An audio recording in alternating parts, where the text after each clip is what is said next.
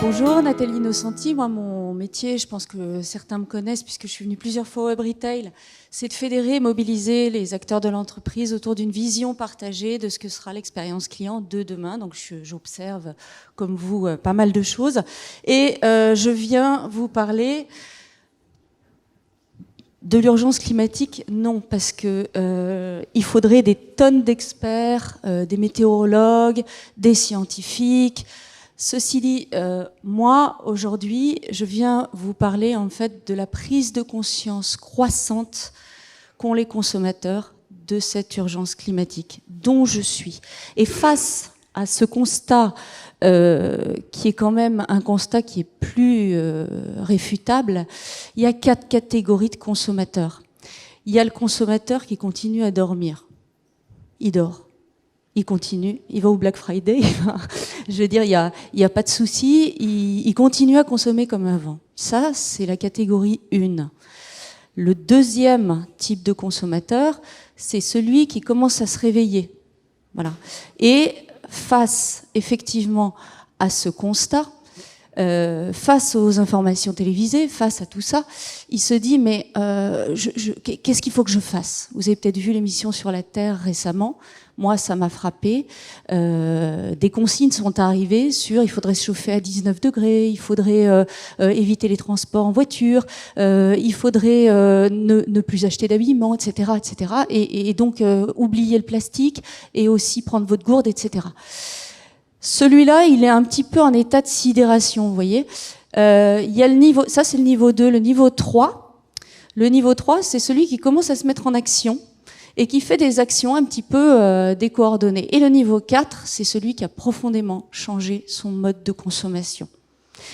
Alors ça vaut aussi pour les collaborateurs et pour les entreprises. C'est-à-dire que niveau 1, on continue à faire comme avant.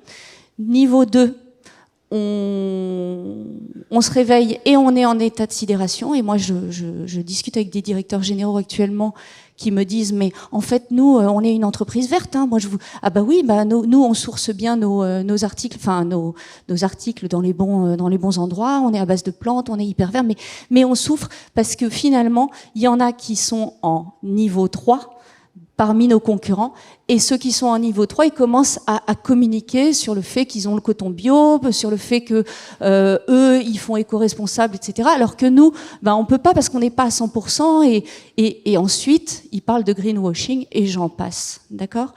Alors, en fait, nous, ce qu'on propose, enfin, c'est pas que je le propose, c'est qu'en fait, c'est venu à moi dans le cadre des prestations qui sont des animations de groupes collaboratifs pour les collaborateurs, c'est de bien prendre conscience en fait qu'il va y avoir, et que ça commence, il y a déjà des premiers effets en termes de consommation.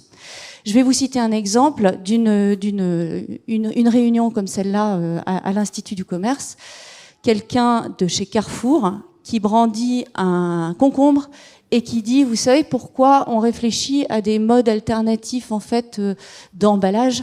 Eh bien parce que ce concombre-là, il ne se vend plus. Évidemment, il était complètement emballé de plastique. Voilà. Donc oui, les premiers effets en termes de consommation vont commencer à se sentir.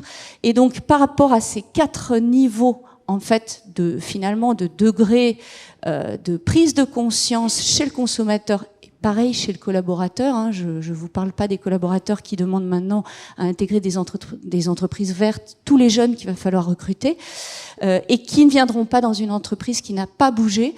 Eh bien, on propose effectivement d'anticiper et de se préparer à l'arrivée de ces nouveaux modes de consommation éco-responsables en raisonnant à l'envers, c'est-à-dire qu'on va aller oser se projeter en fait dans les attentes du niveau 4, c'est-à-dire des gens qui ont profondément changé leur façon de consommer. Et on va proposer aux collaborateurs de réfléchir de cette manière-là. Alors, le job, c'est effectivement des ateliers collaboratifs qui vont permettre au passage de faire passer vos collaborateurs du niveau 1 où ils sont endormis au niveau 2 où ils se réveillent, et au niveau 3, où ils vont se mettre en action avec une vraie vision partagée.